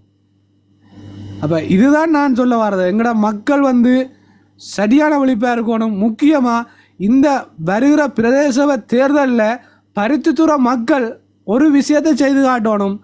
எவ்வளவுதான் ஜனாதிபதி வந்து கட்டி பிடிச்சா என்ன, மகன் மாதிரி இருந்தா என்ன, பிளாஸ்டிக் கதிரையில் இருந்தா என்ன, என்னத்தை செய்தா என்ன, எங்கட மக்கள் யாருன்றதை அவைக்கு சரியான முறையில் ஒரு பாடத்தை படிப்பிச்சு காட்டினா இப்படியான முட்டாள்தனமான செயற்பாடுகளை நீ வந்து எங்கட தேசங்களில் எங்கட பிரதேசங்களில் செய்ய மாட்டினோம். நடந்து முடிஞ்சதை நாங்கள் விமர்சிக்க வரையில, ஆனால் நாங்கள் செய்ய வேண்டிய விஷயத்தை சரியாக செய்யணும். ஒரு ஜனாதிபதிக்கு நாங்கள் மதிப்பளிக்கணும், அவரை கௌரவிக்கணும், அவர் எங்களை தேடி வர்றாருண்டா அவரை மரியாதை கொடுக்குறது ஒன்றும் பிழை இல்லை. ஆனால் எங்களோட உரிமைகளையும் எங்களுடைய எதிர்காலத்தையும் நாங்கள் ஒரு எங்களுக்கு புறம்பான ஒரு கட்சியிட்ட நாங்கள் விட்டுட்டோம்னு சொன்னால் நாளைக்கு நாங்கள் நாதியற்று கிடந்தாலும் எங்களை கேட்குறதுக்கு யாருமே வர மாட்டாங்க. சந்திரசேகரன், இளங்குமரன் எவ்வளவுதான் பாணியை போட்டு எங்களை தாளாட்டுற மாதிரி கதைச்சாலும் அவையிட்ட எங்களோட பிரச்சனைகளை தீர்க்கக்கூடிய ஆளுமையோ அவர்கள் அதிகாரமோ அவர்களுடைய கரங்களில் இல்லை என்றதை தமிழ் மக்கள் புரிஞ்சு கொண்டா வருகிற தேர்தலில் டாக்டர் அர்ச்சுனாவுக்கு நீங்கள் வாக்களிப்பீங்கள். நாங்கள் வாக்களிப்போம், எல்லாரும் சேர்ந்து அவரை வெற்றி பெற வைப்போம். அதுக்கு பிறகு எங்களுடைய நாட்டில் எங்களோட இடங்களில் மாற்றங்கள் வராட்டி நாங்கள் டாக்டர் அர்ச்சுனாட்ட கேள்வி கேட்கலாம். ஏன்னு சொன்னால் அவர் எங்களோட தான் பயணிப்பார், எங்களோட சமூகத்தில் தான் இருக்க போகிறார். இன்றைக்கும் அவர் சாவச்சேரியில் தான் இருக்கிறார், இன்றைக்கும் யாழ்ப்பாணத்துக்குள்ளே தான் அவர் நடமாடி திரிகிறார். காண்ற இடமெல்லாம் மறைக்கிற ஆக்களுக்கெல்லாம் பதில் சொல்கிறார். மற்ற அரசியல்வாதிகள் மாதிரி கருப்பு கண்ணாடியை போட்டு வாகனங்களுக்கு ஒட்டி போட்டு வாரதும் தெரியாமல் போகிற ஆள் இல்லை டாக்டர் அர்ச்சுனா. எந்த இடத்துல நிப்பாட்டுறாங்களோ அந்த இடத்துல நின்று கதைக்கிறாருன்னு சொன்னால் அவருக்குள்ள உண்மை இருக்குது, நேர்மை இருக்குது, எப்பையும் மக்கள் என்ன கேள்வி கேட்பினமென்ற பயம் இருக்குது. அதால் அவர் சரியாக நடக்கிறார். இந்த பயமும் இந்த உண்மையும் இந்த நேர்மையும் இல்லாதாக்கெல்லாம் மக்கள் சந்திப்புகளை தவிர்க்கிறார்கள். நீங்கள் யாழ்ப்பாணத்தில் இருக்கிறீங்கண்டா டாக்டர் அர்ச்சுனா நிற்கிற இடத்துக்கு நீங்கள் போனீங்களா அவரோட கதைக்க போகிறீங்கன்னா கதைக்கலாம். ஆனால் இதே கயேந்திரகுமாரோடையும் சிறிதரன் ஐயாவோடையும் அல்லது கடந்த காலங்களில் தமிழ் தேசியத்தை பேசின ஆக்களோடையும் என் டக்ளஸ் ஐயாவை நீங்கள் சந்திக்கிறதுண்டா எவ்வளவு ரெஸ்க் எடுக்கணுமன்றதை, எவ்வளவு லஞ்சம் கொடுக்கணுமன்றதை, எவ்வளவு விஷயங்களை நீங்கள் பணங்களை செலவழிக்கணுமன்றதை கொஞ்சம் சிந்திச்சு பாருங்க. நிறைய பேர் பின்னுக்கு போயிருப்பீங்க, இப்படியான தேடல்களை செய்திருப்பீங்க, கட்டாயம் நீங்கள் அதை அறிஞ்சு கொண்டிருப்பீங்க. நன்றி என்ன மற்ற கதை. நன்றி ஜோதண்ணா. இப்போ கீழே எழுதி கொண்டிருக்கிறவங்க இங்கே ஒன்றை மட்டும் கேளுங்கோ. இது பிரச்சார மேடை. ஒருவர் கதைச்சு கொண்டிருக்க அவரை நிப்பாட்டுங்கோ காடு மண்டெல்லாம் சொல்ற அளவுக்கு நாங்கள் முடிவெடுக்கணும். நீங்க சொல்லக்கூடாது. அப்படி உங்களுக்கு கஷ்டம்டா நீங்கள் கீழே நின்று கேளுங்க, அப்படி இல்லாட்டி தளத்தை மாத்துங்க. இது பிரச்சார மேடை. பிரச்சார மேடையில ஒரு ஆள் ஏறி நின்று கதை கேட்க அவரை கீழே இறக்கி விடுங்கன்னு சொல்றதுக்கு என்ன அதிகாரம் இருக்கு சொல்லுங்க. இது நீங்கள் போங்க, நீங்களுக்குள்ள வேற தேவை. நாங்கள் யாரையும் கட்டாயப்படுத்தி இந்த தளத்தை கூப்பிடல. நாங்கள் அர்ச்சனா சார்ந்த அன்பான இனிய உள்ளங்களை தான் நாங்கள் இந்த இடத்துக்கு அழைக்கிறோம். அர்ச்சனாக்கு எதிரானவர்கள் அவைக்கு எதிரான இடத்துல பயணிப்போம். எங்களுக்கு இந்த தளத்துல சில விஷயங்களை ஆளுமையா சொல்ல வேண்டி இருக்குது. அதை ஜோந்தன் என்ற சகோதரன் மிக ஆளுமையாக மிக அருமையாக அரசியல் சித்தாந்தத்தோட மனசுல இருக்கிற அவல எண்ணங்களையும் வெளிப்படையாக அர்ச்சனானுடைய மேலையில என்ன அவர் எப்படி செய்யப்படுற விஷயத்த மிக மிக தெளிவாக சொல்லி இருக்கிறார். இதை ஒவ்வொரு நாளும் நாங்கள் இந்த தளத்தை சொல்லி கொண்டுதான் இருப்போம். எங்களுடைய நோக்கமே அர்ச்சனாக்கான அரசியல் பலத்தை பலப்படுத்துறதா எங்களுடைய நோக்கம். அதால நீங்கள் கீழே என்ன கமெண்ட்ஸ் போட்டாலும் நாங்கள் அதை கண்டுகொள்ள போறதில்ல. நீதியான உண்மையான கமெண்ட்ஸா இருந்தா நாங்கள் அதை சீர்தூக்கி ஆய்வு செய்வோம். அதை விட நிக்கிற வேற யாற்றையும் கருத்துக்களை நாங்கள் எடுத்து பயணிக்கிறதுக்கு தயாரா இல்லை. நல்லதாக்கா கதைங்கோ. ஓமண்ணா நன்றி.